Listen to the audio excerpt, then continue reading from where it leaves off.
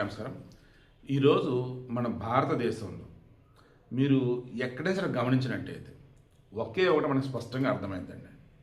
అదేంటంటే మనిషి అన్నవాడు ఎవడైనా కానీ డబ్బు సంపాదించాలి.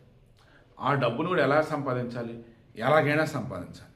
దీనికోసం అక్రమాలకు పాల్పడే కొంతమంది, కల్తీకి పాల్పడే కొంతమంది, ఇలా చెప్పుకుంటూ పోతే ఈరోజు ఎంత అధ్వానంగా మన భారతదేశం తయారైంది అంటే అసలు కని విని ఎరుగని రీతిలో ఫుడ్ అడల్టరేషన్, తినే తిండి, తాగే నీళ్లు, ప్రతి చోట కూడా కల్తీ కల్తీ కల్తీ కల్తీ.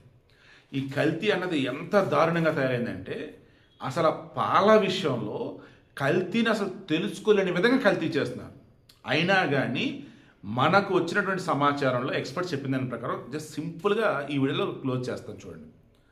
పాలల్లో నీళ్లు కలిపారనుకున్నప్పుడు ఒక పలక లాంటివి తీసుకుని స్లోప్గా ఏటవాలుగా పెట్టండి. పాలు ఇక్కడ డ్రాప్ వేయండి. ఇట్లా కారిద్ది కదా, కారుతున్నప్పుడు అక్కడ పైన పాల దార కనిపిస్తూ ఉండిద్ది అండ్ స్లోగా వస్తుంది. అలా కాదు, పాలను నీళ్ళు కలిసి ఉన్నాయి అనుకుందాం, పోసి పోయి జర్రం జారి వచ్చేసేది. తర్వాత పాలని మీరు తీసుకొని జస్ట్ స్మెల్ చూడండి. ఆ స్మెల్ చూస్తే మీకు లైట్గా స్వీట్ ఫ్లేవర్ తగులుతుంది అండ్ పాలు స్మెల్ కూడా లైట్గా మీకు క్రీమ్ ఉంటుంది కదా, ఆ ఫ్లేవర్ వస్తూ ఉంటుంది. పాలకి సంబంధించేసి జస్ట్ మీరు తీసుకుని టచ్ చేయండి, జిగటగా ఉండేది, అది పాలు కాదు, కెమికల్ కలిపారు. పాలు కాగబెడుతున్నప్పుడు లైట్గా ఎల్లోయిష్గా మారుతుంది అనుకోండి, అది కెమికల్, కల్తీ. సరే మేగడ రావట్లేదు, కల్తీ. పాలు పచ్చగా మాత్రం కల్తీకి అంతే. అండ్ పాలల్లో యూరియా, తర్వాత వచ్చేసి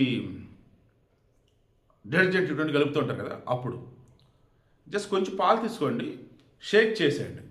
ఎక్కువ నొరగ వచ్చింది, నొరగ పోవట్లు అలాగే ఉంది, దానిలో వచ్చి డిటర్జెంట్ కలిపాడు.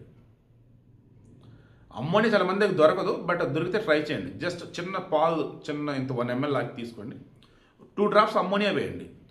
అది నీలి కలర్లోకి వస్తే కెమికల్ కలిపారు. ఇలా స్టార్చ్ సంబంధించి మీరు చూసుకుంటూ ఉన్నప్పుడు అది కూడా మీకు క్లియర్గా తెలిసిద్ది అనమాట. ఆ ఫ్లేవర్ కానీ ఇక్కడే అమ్మోనియా తేడా కానీ కూడా తెలుస్తూ ఉంటుంది.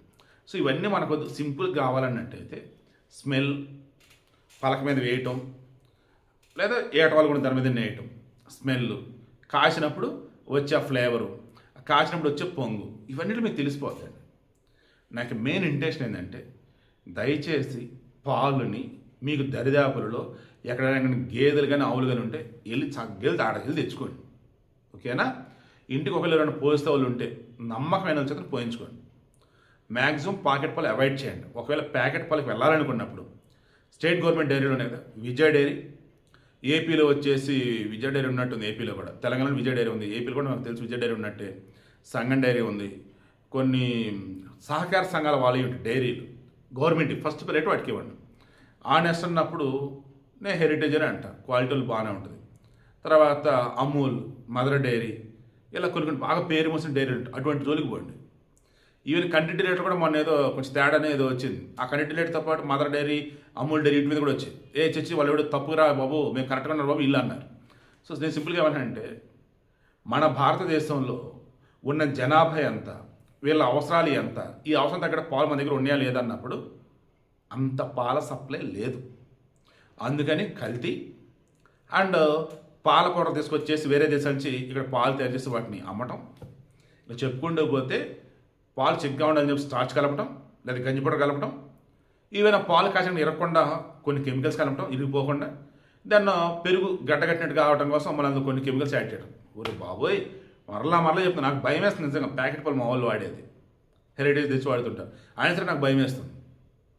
అయితే పాలు పెరగడం మానేద్దాం అనుకోండి. నేనైతే ఏం కల్తీరా నాయన, ఏం దారుణరా నాయన, అసలు సింపుల్ టెక్నిక్స్తో కల్తీ పాలు, ఒరిజినల్ పాలు డిఫరెన్స్ తెలుసుకోండి.